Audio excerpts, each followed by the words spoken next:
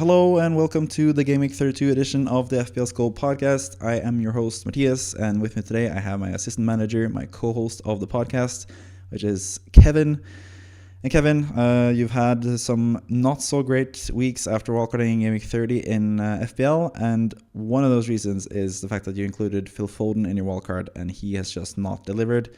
Didn't play in the first game properly, and then got 57 minutes and got subbed off in the really boring Manchester derby as well. And I just wonder about Foden in general. Like, he's been such an up and down player, I think, in general, but last season it felt like he had finally broken out. He is finally, like, he is world class. He is that main guy, player of the season in the Premier League, all that stuff. And then this season he's just been, really bad. Apart from like a really small stretch where he had like several good matches in a row, he's just been really off it this season. And I just wonder in general, like, what's wrong with Phil Foden, and what do you think of him as like a FPL asset for the rest of the season now, considering what we've seen from him this season? I mean, I think the biggest takeaway from a lot of this stuff is just the fact that that injury really screwed him up in the beginning, at the very least. And once he finally got a run of games, he looked pretty good. But I think this is just City as a whole. They've been really up and down. So I think it sort of plays into the inconsistency of the squad rather than just singling out players for that matter. The whole un's been up and down, amazing start and then completely sort of like eventually got back into it before his, season ending injury.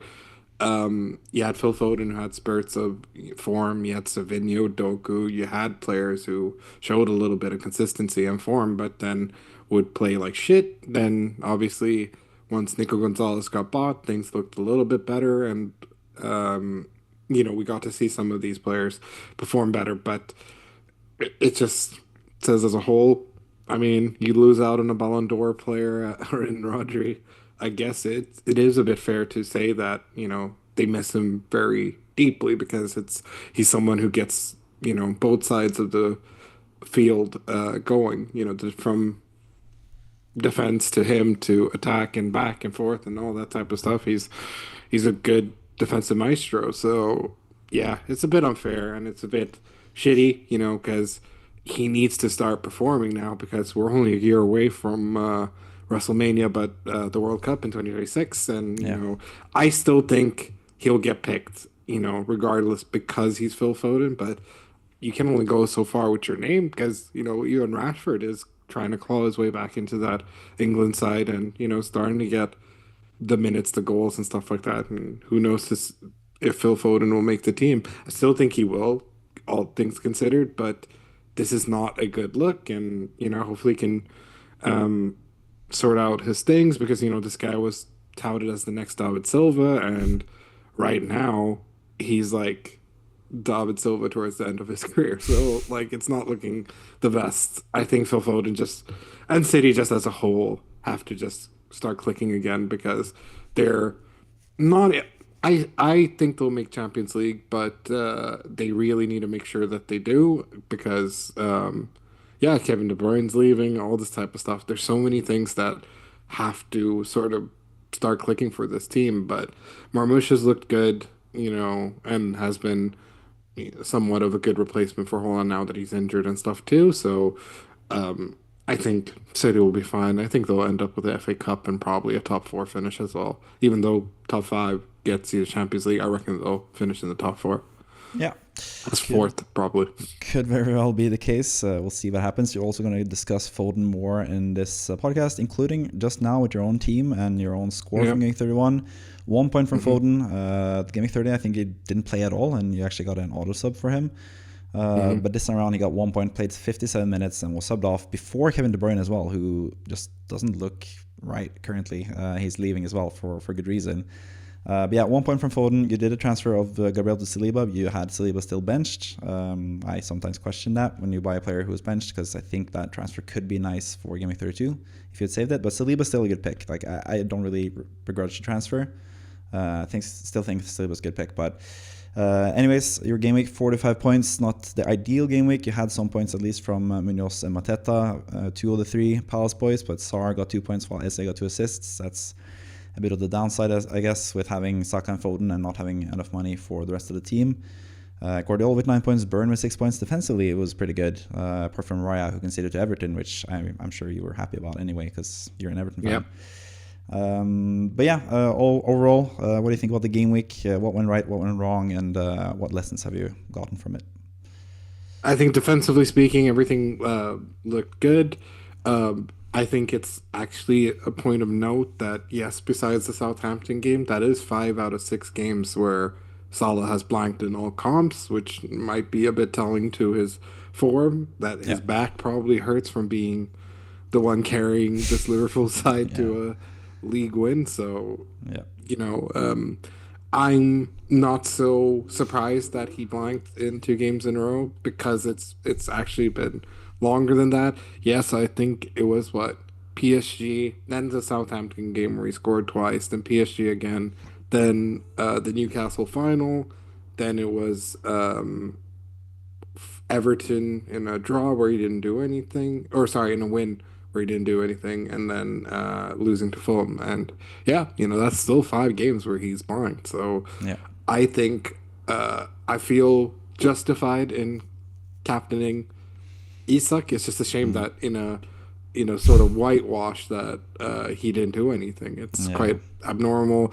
A lot of the tweets surrounding the game was that he didn't look like himself. Basically, he looked a little bit out of it and all this type of thing. So a bit annoying, and it's a bit annoying when I considered so many of the sort of point scorers in Eze, because I always wanted Eze over Sar, and went with Foden, which was stupid because I should have just gone with probably like an Eze and Rogers, and then had money in the bank just to make any transfer that I wanted. Or even Murphy. Yeah. I mean, Murphy was. I remember in said podcast I said something about Murphy as well. So it is frustrating when you mention a bunch of them and you end up picking the one that don't. I felt happy about Saka scoring last week and all this type of stuff, but it's the rotation that's killing me more than anything, because I feel that it was. I think my downwards trajectory this season, especially these last couple of weeks, has been due to injuries, because I had to wildcard because I had so many injuries.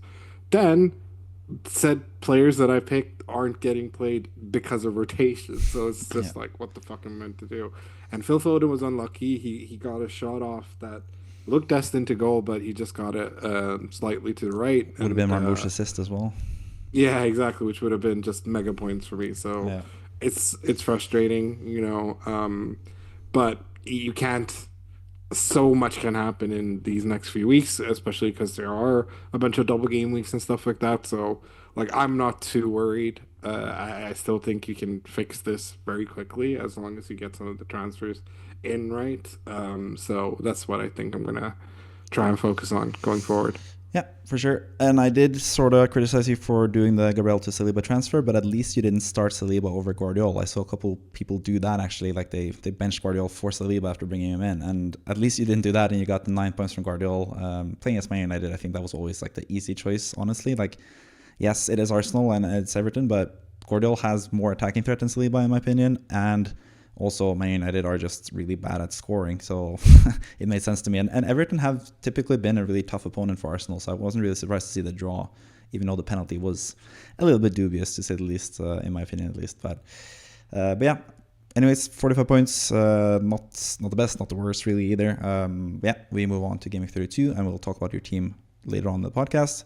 First, let's talk about Kimo's team. Kimo is the 3rd founding member of the FPL School podcast, and he has activated his assistant managership, and he also, like me, went for Graham Potter and West Ham, managed to get 10 points, was close to that, 18-pointer, had it just been a 2-1 win or Bournemouth, but then Areola made his second mistake. The first mistake was even worse, but yeah, both goals were sort of Areola's fault, and Potter ended up with 10 points for Kimo as assistant manager, which is a pretty good return.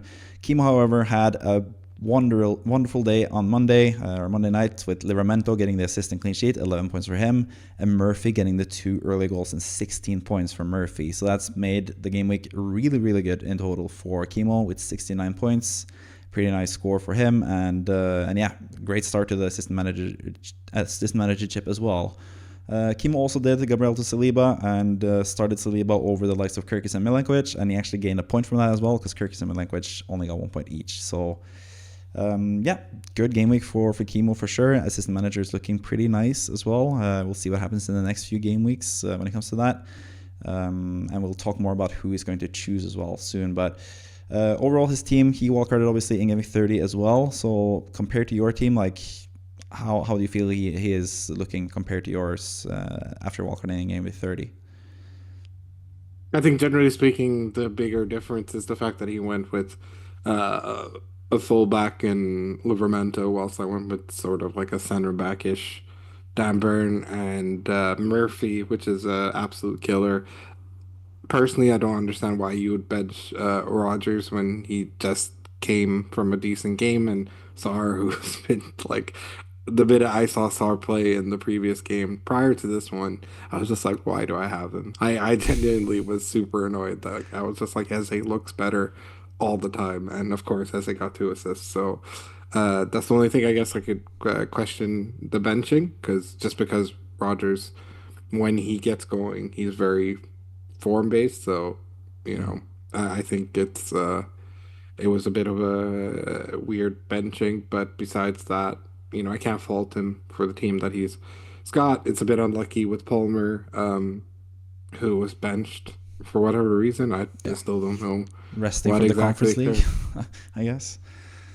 Yeah, it's been a weird season where uh, I'm actually quite I've been quite bored this season that there's been so many highs and lows in terms of players. It wasn't the same sort of consistency that we saw last year where like you could captain Palmer over Salah and all this type of stuff and it tend to work out and this stuff like now like we're auto captaining Salah and stuff because there's no other better choice really. So it's a bit frustrating seeing stuff like that. Like I'm not gonna, whoever captained Murphy, you at best were hoping that he'd get an assist. The fact that he got 16 points is absolutely crazy. So, Yeah. you know, um, kudos to everyone who had him, and kudos to everyone who also had the double up of Livramento. Isak, you got to do better if people are going to captain you again. As someone who's captaining him for 32 points, you know, I feel like I'll do it again, but he has to show a bit of form. So hopefully he does Yeah, in the upcoming games. Isak definitely has a chance to prove himself in the next game week, which we'll talk about pretty soon. But first, we gotta go through the last team for Game Week 31, which is the Manager of the Week. And we actually have 2 Managers of the Week this game week, but I have also a team selection video coming up where I'm going to talk about the other Manager of the Week. So we're going to feature both of them. I figure we should feature one on the podcast and one on the team selection video that I'm going to do by myself. So for this Manager of the Week, one of the 2 managers who got 75 points this week was Toby. 75 points without using a single transfer. Did activate the assistant manager, however, with, again, Potter as the choice with 10 points for West Ham. Also in the team, just like with Kimo, Murphy and the Livramento. 16 points from Murphy, 11 points from the Livramento, 9 points from Guardiola, 8 points from Munoz. I think that was the main difference between his and Kimo's team, the fact that he had Munoz over Saliba, basically. Soccer rather than Palmer, which was the same score, basically. But yeah, all in all, 75 points total for the Manager of the Week. Still has Gabriel, hasn't used the transfer on Gabriel, and has 2 free transfers for next game week as well, which is what I would have done in the same situation, I think, considering he had Livramento, Guardiola, and Munoz ready to start. So yeah, I think it's looking like a pretty good team. Savinho on the bench with 0 points. He didn't start this past game week, but considering they benched Savinho as well, that's probably the ideal thing. He got some rest and probably ready to go for a different time as well. So all in all, obviously a great game week. Has bench boost and free hit left as well, and also 2 more weeks of assistant manager. So it's looking pretty good for this manager. I think is ranked around where we are in the table, which is around like the 100k, 50k ish area overall, basically. So yeah, what are you working with Toby's team and the future for this team going into the next few game weeks? I think it's pretty striking as well that most of the teams are pretty similar because we have the same double game week teams to choose from, but this was the best team for this game week with 75 points. So yeah, what are you working with this team going forward and their chances for the rest of the season? Yeah, generally speaking, a pretty good overall team. Of course, I still think that when Gordon comes back, it's going to be a lot less touches for Murphy. Like, I think he'll go back to more being assists and all this type of stuff. And now with the sort of emergence of Harvey Barnes as well, it's going to be a little bit tricky with those left wingers or right wingers in that sense Yeah. to dictate the points. I still think Murphy's going to get the run in because he's consistently been playing and all this type of stuff, but just be wary of that going forward. I think, of course, Sar is so hit and miss that it's if you can switch him to Eze, try to. But other than that, I think this team is very well rounded. Of course, maybe look into trying to get out Gabriel, and we'll be discussing that possibly later. Yep. But in regards to the team, very, very well done. It could have been 0 points if it weren't for Jared Bowen. So well done with the assistant manager as well, because I still think a draw was fair, of course, and all this type of stuff. Yeah. But considering the goals that West Ham gave away, I thought for sure they're going to lose because those Yeah. are some crazy, like some of the worst defending and goalkeeping I've seen in a while. So yeah, it's just complete blunders. But yeah, other than that, I think generally speaking, very well done, and it'll be interesting to see what sort of transfers they'll be doing, because of course with the double game weeks and all the stuff, it's going to be interesting to see who they'll pick as assistant manager as well. Yeah. And they also have already tripled up on both Newcastle and Palace, and they do. That's the only two teams doubling in Game Week 32, and you would assume that they would try to go for assist manager swap to someone there. But maybe they stay with Potter. Maybe they hope for a result against Liverpool away. I don't think so. I think that wouldn't be the best. But yeah, I think that's the main priority for this manager, as we'll talk about later on in the podcast as well. With Toby, who was manager of the week, or is one of the managers of the week this week. And if you guys watching want to be managers of the week as well, you can join the FPL Scope Mini League with the league code hpxeri. And if you get the highest score in a single game week, you'll get featured on the podcast, just like Toby is currently, because we're going to talk about his team going into Game Week 32 as well. So yeah, with all of that out of the way, we have talked about Game Week 31. Let's move on to the future fixtures and look at the fixture ticker, which is going to be pretty heavy fixture ticker with a lot of fixtures that we have to talk about and a lot of different variations that can happen. We still have Game Week 36 and Game Week 37, where we assume that the teams that will go through into the FA Cup final and therefore blank in Game Week 37 will double in Game Week 36. And there's still obviously 4 teams in total, because there's 2 FA Cup final teams, and those 2 teams will face 2 opponents as well. So we have 8 potential teams doubling in Game Week 37 and then blanking in Game Week 30, or doubling in Game Week 36 and blanking in Game Week 37. So we have to talk about that as well, or think about that in the future. But first and foremost, Game Week 32, Game Week 33 is the main priority here. Blank 34, we also have to reconcile with, whether that's through free hit or something else. So yeah, there's plenty of different stuff we can talk about here. But first and foremost, I just want to hear currently, which is going to be land into the next segment, which is going to be the weekly wildcard draft.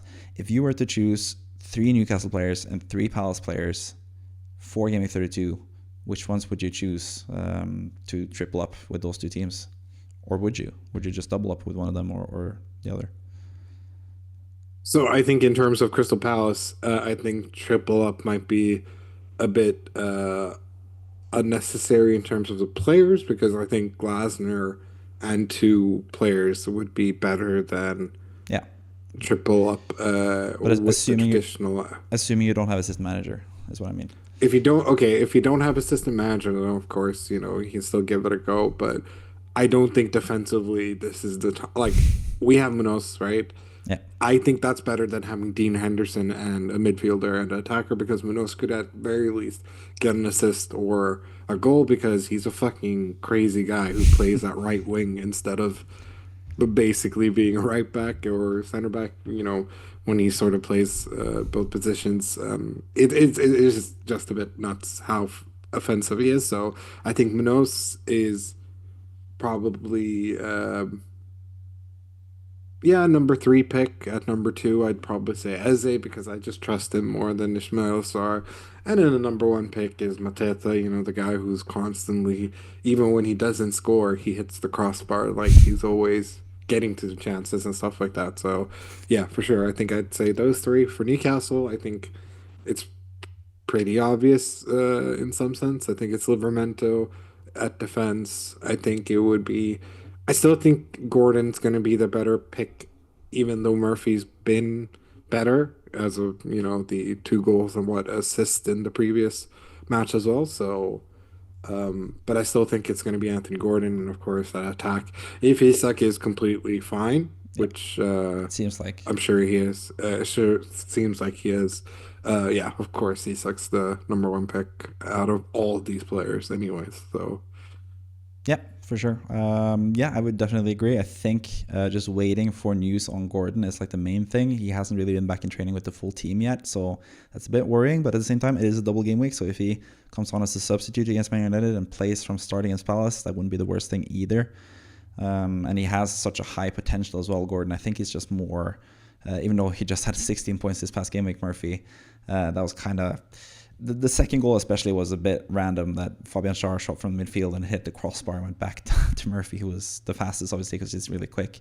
But yeah, I think Gordon is just a bit more explosive, especially with 2 home games. We know how good Gordon was at home last season. I think he's a really good pick, but is definitely injury dependent. And we're recording this on Tuesday, so we don't really know yet if Gordon's going to be fit to play or not. But I'm certainly hoping so myself as a Gordon owner. But yeah, I would agree with that, I think, in general. But I do also think Ismail Assar, like, he is really inconsistent, but at least he has like 4 chances to get one of them right in the next 2 game weeks. So I think that's sort of what gives me more hope. But like you said, Eze is a bit more just consistently producing chances and stuff. And even though it's not really necessarily reflected in the numbers, like I saw people mention that he didn't really have the best like expected goal involvement this past game, but I think those stats are sometimes like a bit misleading, like especially for just 1 game week. I don't think it really matters that much. So yeah, SA is definitely a safer pick, I think, and could be really doing really well in those game weeks. So yeah, SA or SAR and then Munoz Mateta, pretty standard, but I think I pretty much agree with you on that, even though I have done a bit different with the Wildcard draft. Yeah, I've been a bit conflicted when it comes to which players to pick myself. But we'll talk about that pretty soon. But first and foremost, also, Game Week 33, another double game week. We have Man City against Everton away and Aston Villa at home. We have Arsenal against Ipswich away and Crystal Palace at home. Aston Villa against Newcastle at home and Man City away. And then Crystal Palace against Bournemouth at home and Arsenal away. So out of those 4 teams and the potential players that we can choose from there, which are like the 3 players that stand out from all those 4 teams, basically that double in Game Week 33? Like, which players would you target, do you think? And maybe we can exclude like Isak and Marmoush and the other, like, who would be the other obvious ones?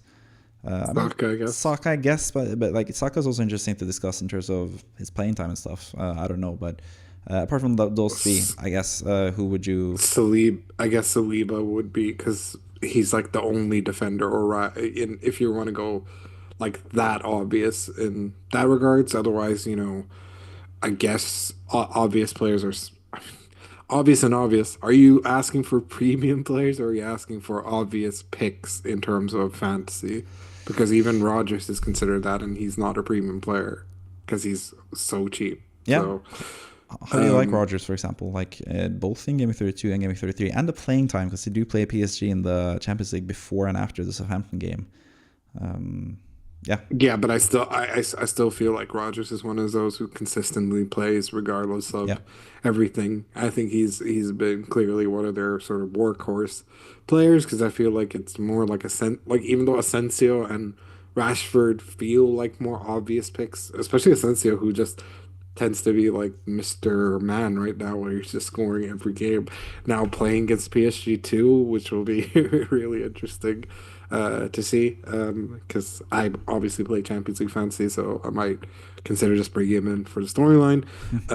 So yeah, I think in terms of like that, it's like him.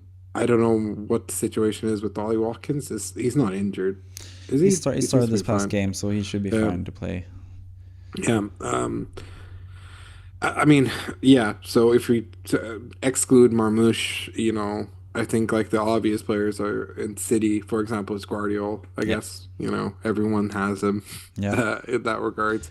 I would say the same thing about Saliba, and I think I'd say the same thing about Rogers. I think more outlier players are players like Watkins because everyone's gone with this Isak Marmoush and Mateta route. Yep. So Watkins could be like a fun differential in that scenario. I think Miko Marino, Yeah, I think he could be like a fun little extra additional pick in Arsenal because definitely. yes, I've gone Raya and Saliba. Saliba at this point, originally Gabriel, and I hate it. I've always said I hate Arsenal defense, and the minute I get them, of course, they start fucking conceding left and right. So, Uh, um, Two kind of fluky goals, though, to be fair. yeah, sure. And I still think, I think art like Brentford and Crystal Palace, I feel like they're going to keep clean sheets there because those Yeah, feel like those sort of random games where they Ipswich. could do it.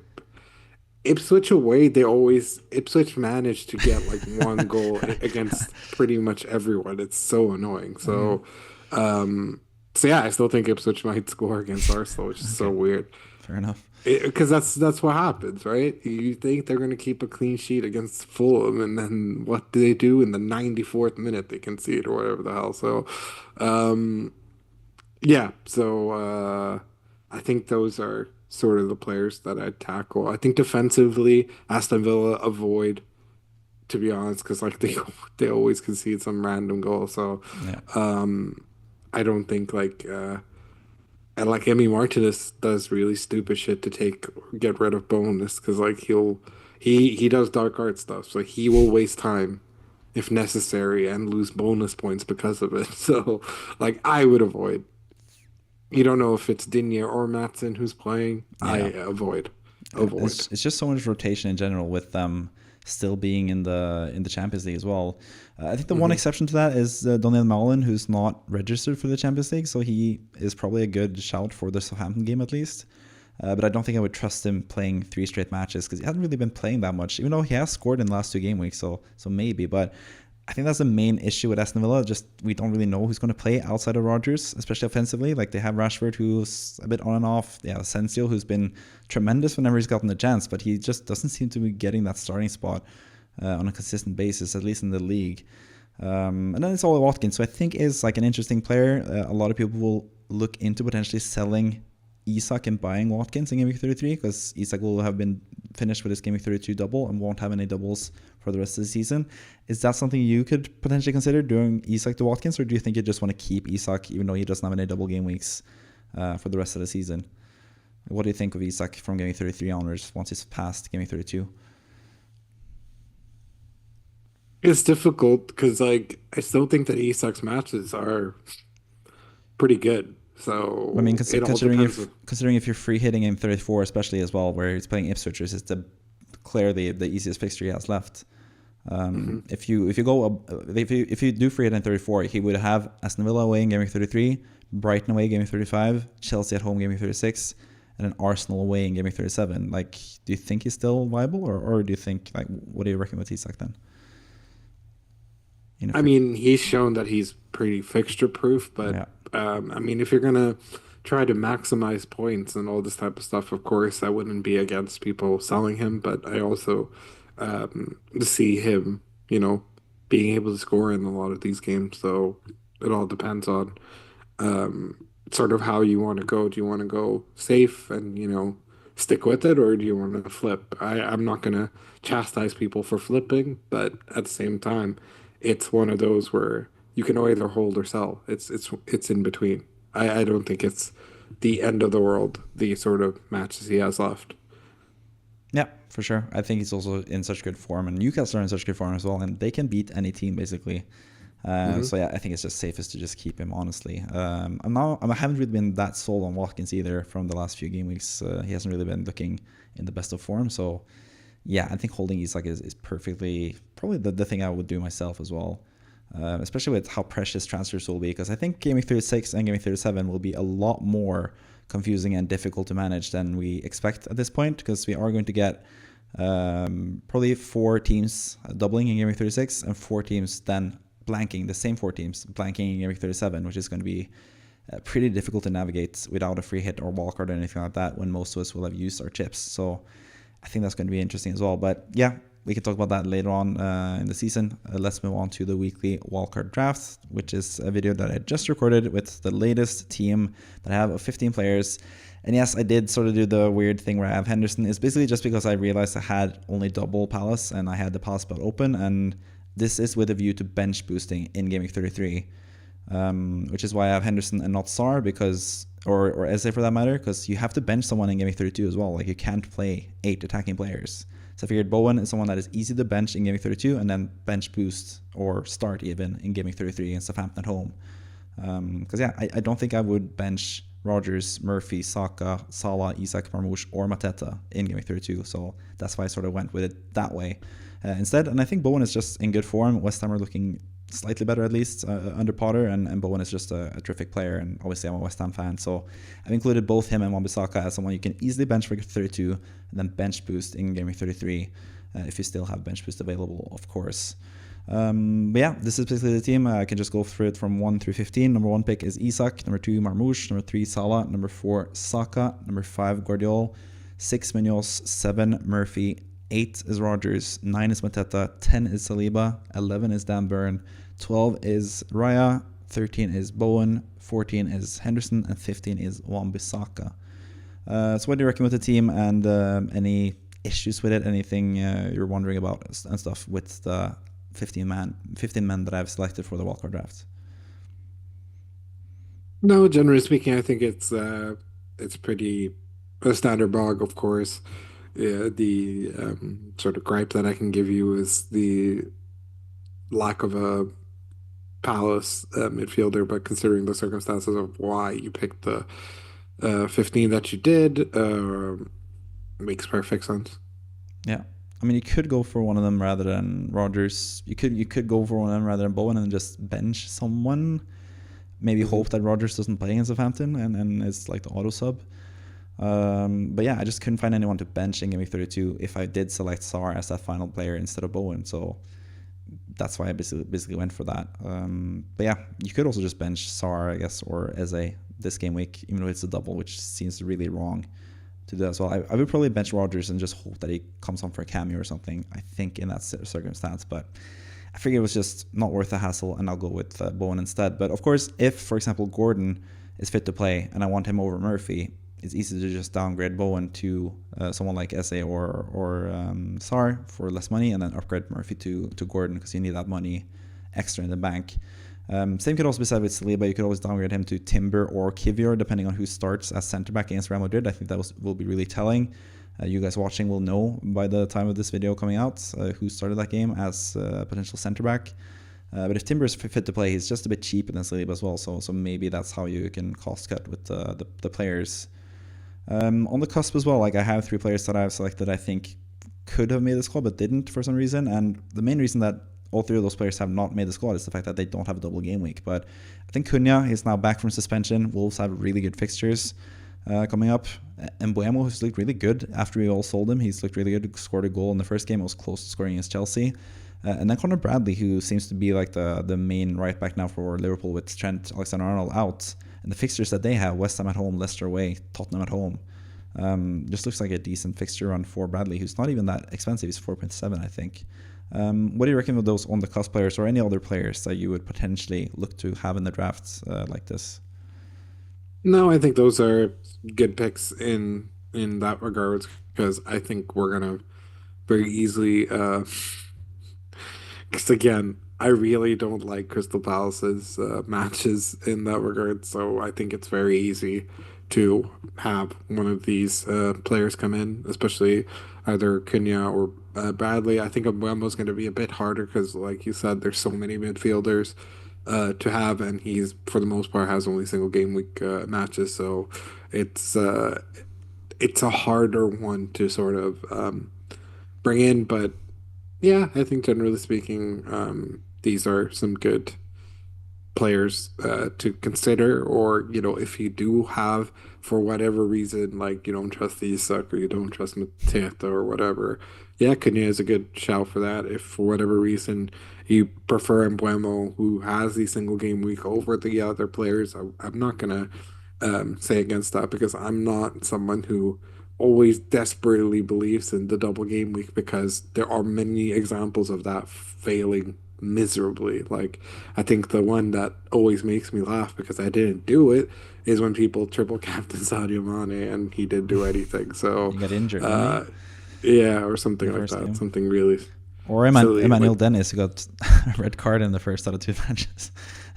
I captained him that week, but I didn't triple captain him, for example. Like, it's stuff like that. Yeah, so, Yeah. Yeah, I remember you also know, people captaining Lewis Dunk, I think, when Brighton had a double game week or something like a couple of years back as well. So yeah. yeah, So it's just one of those sort of things where if the single like I'm not going to chastise someone who believes that a single game week looks better, yeah, and there's definitely especially with like Salah and all this type of stuff, there's going to be a single game week player that actually looks more enticing, but it's because you get the double chances that you go for the double game week players and for example Salah these quadruple, there's four matches that he got to play, still kicked ass in all of them. So yeah, it can also work out. So, but if you're gonna have one player be a single game week player for the rest of the week, and he seems like you can stash, for example, like Bowen, and all this type of stuff, then yeah, of course, I'm not gonna say against that. yeah, for sure. And they're also like just bigger differentials now because most people have wildcarded and just gotten double game week players across the board basically. So yeah, the likes of Cunha and Boymo and stuff are way bigger differentials than they were previously in the season when it's more like even playing field when it comes to fixtures. So another reason why you should consider at least one or maybe two players with single game weeks only because they can be some hidden gems sometimes. Let's move on to the Game Week 32 plans. And yours, first and foremost, I have listed two potential transfers for you just because you're annoyed at both Foden and Sar. And I know you're a bit of an emotional manager who just likes to just get rid of players that you don't like. The one downside here, obviously, would be the fact that Murphy doesn't really have more matches than Foden or Sar over the next two game weeks. Sar actually has one more match than him because he has double-double. And Foden, even though he has only one game or one match in this game week, he has two matches in game week 33 where Murphy would only have one against Aston Villa away in that fixture. So it might not be like the main thing to do. And maybe if Gordon's fit to play, you want to go with him instead as like a major differential because he's not going to be picked by many players now. So if he's fit to play, he could be the one that you sell Foden for as well to bring him in. And you could just switch it back to Foden if you want for next game week if Foden looks decent. But I don't know. Those are just like the immediate transfers that came to mind to me because I know that both Foden and Sar have been annoying to you, and Murphy's looking pretty good, and he was only you picked in game week one as well as a differential, and it didn't really work out, but now he's looking pretty good, and he has 7 goals and 9 assists this season. It's not like he's like a one-hit wonder either. He's been actually pretty good this season. So yeah, those are just the first things that came to mind for me. You have 0.0 in the bank and only one free transfer, obviously. Another thing is the benching decision. I guess you could bench the Arsenal defender against Brentford, but you said that you think they could get a clean sheet there. So it will be him or Guardiola or benching one of the attacking players, which I don't think is a good idea either. Maybe Foden, actually. Maybe I want to double up and have Saliba and Guardiola and bench Foden. Depends on, again, also with the potential transfers, we potentially get City team leak news because they are the earliest fixture at the early game on Saturday. So if you get news that Foden is dropped, definitely you should sell Foden, I think. But it's also if he's confirmed to start against Crystal Palace, I think that would be tough to sell him as well. But yeah, what do you reckon with Foden and your team in general and just your plans for both this game week and beyond that as well with your team? Yeah, I mean, I think generally speaking, this is pretty as cookie cutter as it gets. Like I kind of hate how sta staple of a team it is. Maybe bar Foden, who was a bit of a miscalculation. But yeah, this is the sort of how a field goes. You get fad players and fixtures and fucking hate it because I like. Yeah, I like backing the fixture more than the team, if that makes sense. Like, I would rather, like, for myself, I would rather captain someone who's playing Leicester away than Fulham. That's why I captain Isak and stuff like that. And Yep. I keep looking at my, have to have Crystal Palace assets, and I'm like, ugh. They're both away matches against pretty good teams who are chasing to be in the Champions League. Like, I think they're going to end up losing both, and I feel like I'm not going to get much points from either player. So I might get rid of just Ismail Assar and Yeah. bring in Murphy, for example, Mm-hmm. because I still think the Foden can explode. It's just a question of giving him the sort of play time to do so. And I think Crystal Palace is sort of a team that could be like they're a bit of the City's bogey team as well, though. So it's not like Yeah.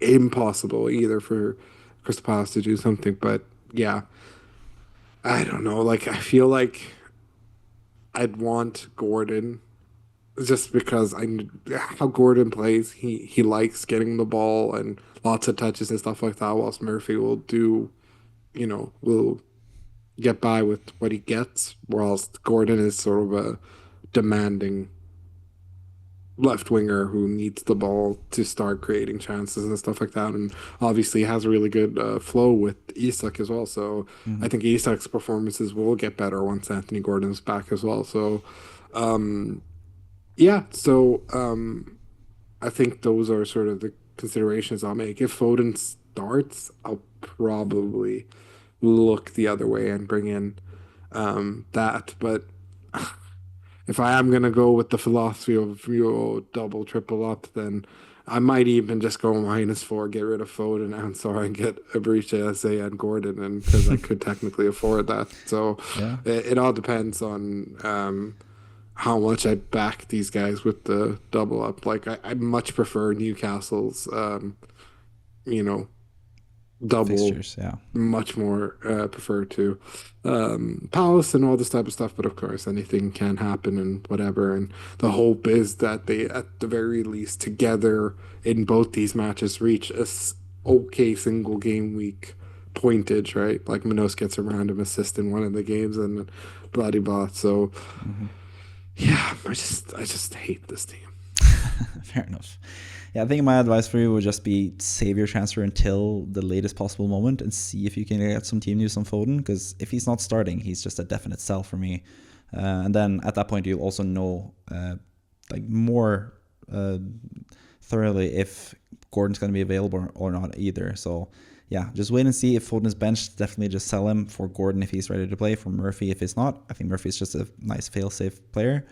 Or you could just do Sart or Murphy if Foden is indeed confirmed to start, because yeah, that would be a good thing for Foden, obviously, if he gets to start that game. And he is the player you went for, and he's going to be like your differential as well if you if you stick it out with him, I guess.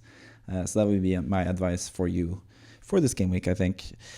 Let's move on to Kimo and his current plans. He has one free transfer, and he has Potter against Liverpool away in a single game week as the only fixture for his assistant manager. So I think it's pretty easy here. Sell Potter. He already has triple Newcastle, so he has set up for Gloucester to come in, and that's what he said he's going to do. So I think that makes a lot of sense. I'm going to go with Gloucester myself and just hope for that table bonus. I think the table bonus is just so nice to have. Like, you saw now Newcastle beat Leicester without a table bonus 3-0, and they got 10 points as well. Like, how many points did actually Eddie Howe end up getting from that? It should be what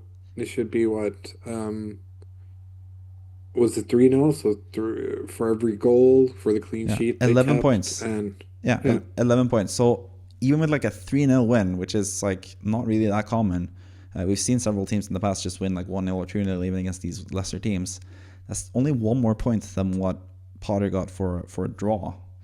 So yeah, I think that table bonus is just so important. So I think it makes sense for Gloucester. But yeah, like you said, they could also lose both games and he ends up with 0 points. So that's the risky run with a manager like that. But I think with four bites of the apple, like Gloucester will get with 2 double games in a row now, I think they'll get at least one draw in one of those table bonus matches that they have. 3 out of the 4 will be table bonus. So yeah, I think it makes sense as a manager. And for the rest of the team for Kimo, I think it's a pretty good team. You're not the biggest fan of Sar, but again, like I said, I think Sar getting as many chances as he can to have that one 17-pointer type of game, that will be to his benefit. And they also play teams that are going to attack them and they will counterattack. And Sar is pretty good at the counterattack as well. While Esse is more like the player you want against these lesser teams like Southampton, Brighton, or easier teams to play against, where they'll have more of the ball and he'll be like the hub, he'll be like the playmaker who has the ball more. So I think Star makes sense for this game week as well. Benching Rogers as well, that this tells you something about the strength of Kimo's team. He has Palmer against Ipswich at home. That's like one of the main reasons why people would have Palmer, I think. And I think that's a really nice goal for this game week. So I think his team looks really, really good, especially with the manager change as well. So yeah, I don't know if you disagree, if you think there's anything else wrong with his team or anything like that, or if you would start one of the strong bench players as well. So yeah, what do you recommend to Kimo's team and what he should do for Game Week 32 as well? I think generally speaking, this is as good as it gets. It's just a question of whether you want to go. It's a safer route with how as the assistant manager or Glasner if you're chasing the bonus, but like as someone who's had managers who have done it because of bonus and all this type of stuff, obviously, yeah, it works. And I was very lucky with I mean, I had best case scenario with Moise, because he absolutely destroyed Leicester and then ended up getting a 2-2 draw against Liverpool Mm-hmm. at the height of their ability. So, that was absolutely unreal. So if Glasner is able to at least beat one of these teams, yeah, of course he'll get lots of points. But yeah, just it is a bit of a glass cannon in that regards. And I genuinely like it's not to just discredit Crystal Palace, but it's just because they are facing two well, City maybe not so much a Yeah. form team, but they're still, where it is a table bonus game for a reason, right? Yeah. So, and playing both of them away from home, it's got to be tough. But if Mm. you eke out at least a draw, you'll still get a double digits return if you're lucky. So, yeah, go for it. Yeah, I think that's pretty much it as well. I think Kimo's team is looking really good, and yeah, kind of fairing him in our own internal league. It's really close between all three of us. It's 16 points between me and you, and Kimo's between the both of us in the table. So, going to be a really interesting end to the season for the FPL Scope crew, I guess, to see who wins and who doesn't in the table.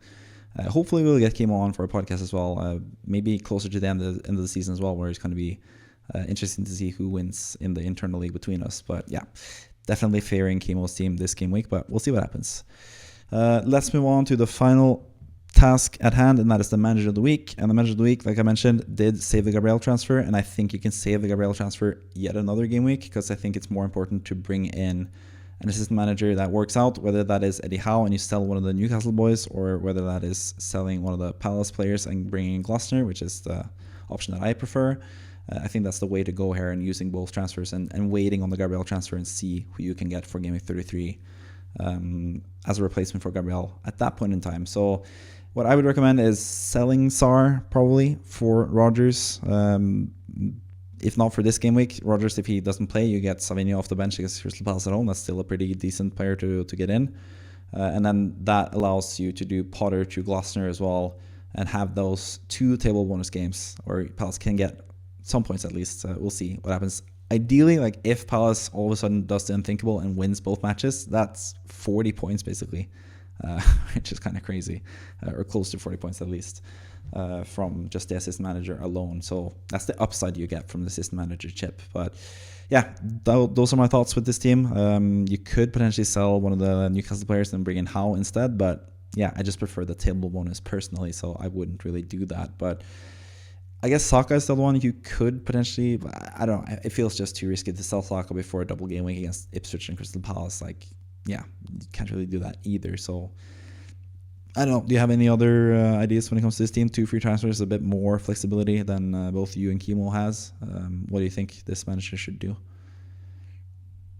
I think generally speaking, this is as good as it gets in terms of maximizing points. I think Rogers at Southampton away is a good game, and like you said, Sabinho could very likely play. So even if Rogers does get benched, it's a good backup to have. I think yeah, it's boom or bust if you want to do that. Because imagine if imagine if West Ham somehow beat Liverpool away, like the fucking scenes that would be, because Potter would get so much points based on that too. But of course, you're going for a you're like me when I had my assistant manager, I went for the maximum amount of games that I could. So Yeah. it makes perfect sense for people to do exactly the same thing. So yeah, just go for Glasner, I'd say. Would you personally consider Howe though? Since you Yeah, have to of sell course. a player like Glasner versus Howe, Yeah. like if you just in a vacuum, those two managers compare to each other. Howe has Man United at home and Crystal Palace at home, none of them being table bonus, while Glasner has City Mhm. away and Newcastle away, both of them being table bonus. Like, how do you think those guys stack up as well? I mean, I personally think Hal will get more points in the end because Mm, I think he'll end up winning both games. And I'm a little bit unsure to what Glasner will achieve. If he somehow gets a draw against, you know, City, then, that in itself creates a more pressing thing for Newcastle, who are right behind City in terms of the Champions League race too. So, like, I personally think that Hal will end up with more. mm, If you for this game because week. like at least this game week, because like if you think consider if you consider just how it was with Slot versus Moyes in the end. It didn't, like, of course, Slot got slightly less than Moyes, but in the long term, they roughly got the same amount of points because he did, get random wins and all this type of stuff, and everything was fine. So I think it is very cutthroat, but if you're chasing maximum points, you wouldn't go for the safer option anyway. So just have fun with it, I guess. Yeah, But I do see a lot of validity in going with Eddie Howe. Eddie Howe. Yeah. Yeah, I mean the difference is like I wouldn't really disagree with you when it comes to just Game Week 32 alone. I think it's probably like Mhm. pretty close, but maybe an edge to Howe. But then Gloucester has a double game week again with another table bonus match in Game Week 33, while Eddie Howe doesn't. So if you go for Howe, then maybe you want to go with someone else for Game Week 33. And currently, I don't really think there's any like standout options when it comes to table bonus. Looking at the extra matches, Aston Villa have City away, which will not be a table bonus game, I think, and Newcastle at home. If Aston Villa had like a table bonus opportunity in both those games, you could make the case for Howe in Game Week 32 and then Emery in Game Week 33. But as it stands right now, I don't think that's going to be the case because Aston Villa is right behind both those teams, and you can't really see Fulham, Brighton, and Bournemouth. Yeah, you can't get a table bonus from that. So for me, it just makes sense to have Gloucester for the next 2 game weeks where he has 4 fixtures, 3 of them being table bonus. So that's why I'm leaning towards him more than Potter myself. But Howe is definitely a decent option as well if you want to go that route instead. So I think that basically wraps up the game week and wraps up the podcast for that matter. So with all that out of the way, let Kevin have the final word as always. And yeah, take it away, Kevin. As a final Champions League thing, fuck Real Madrid. See ya.